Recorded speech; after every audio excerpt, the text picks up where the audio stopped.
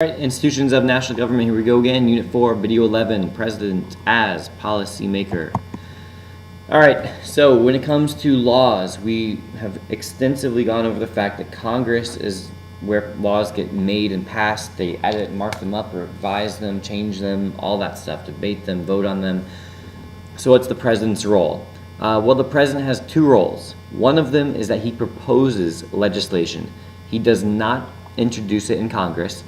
As we learned before, only a member of Congress can do that, but the president can get out and speak in favor of a bill, and he can try to make it happen. So the president, in this example, he's proposing the American Jobs Act.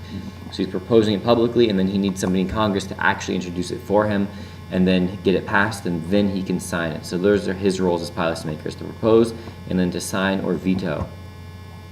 The president can also issue executive orders. This is a rule issued by the president, has the effect of law, and it does not require anything to do with Congress. This is the president by himself doing this. One of the most famous executive orders in American history is probably one of the worst things in American history. It's Executive Order 9066, signed by FDR, in which it allowed for the internment of all Japanese Americans during World War II. You can see also this political cartoon on the left side. It's kind of showing you the negative connotation that is associated with executive orders. It's implying here that it's kind of unconstitutional, that the president is just doing something without Congress's help, and so it is seen very negatively.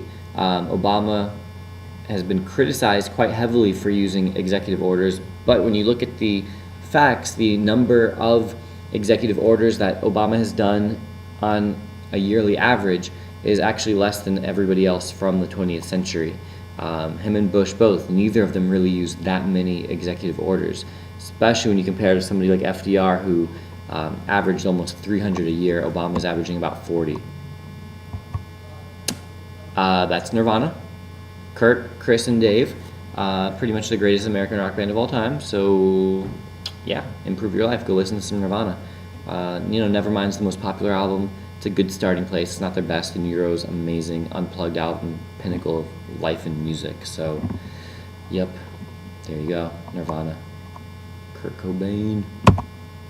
Okay, executive privilege. This is when the president claims that he can refuse to disclose confidential information. So Congress is trying to investigate. This political cartoon does a good job of showing it.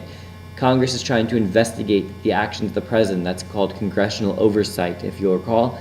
And the president doesn't cooperate with their investigation. He claims that because he's president, he does not have to turn over certain information. And so presidents have claimed that since George Washington. It is not in the Constitution, but every president has claimed it. So the big question is whether or not executive privilege is legitimate or not. And here's the answer. In the Supreme Court case of the United States versus Nixon, so yes, Congress sued the president back in 1974, U.S. versus Nixon, there is such a thing as executive privilege, but only for national security. So yes, there is executive privilege only for national security. It goes on to say there's no unqualified executive privilege. What that word unqualified means in this sense, it is saying that it's not unlimited. You can't use it for any reason. So, for instance, when President Clinton tried to claim executive privilege so that he wouldn't have to talk about his alleged affair with Monica Lewinsky, he was not allowed to claim executive privilege because that is not national security. However, if a president was asked about something like, for instance, Obama, he's been claiming executive privilege about what happened in Benghazi, a bombing, terrorist attack in Benghazi. A few Americans were killed. He successfully has claimed executive privilege because that is a matter of national security. So yes, it exists, but only for national security. Additionally, there's something called executive agreements. These are just like treaties. The only difference is that instead of it being made by the president and confirmed by the Senate, it's just the president. So he makes them with another country, just like a treaty, don't require Senate confirmation. Again, makes the president's life a little easier. So these are being increasingly used as well.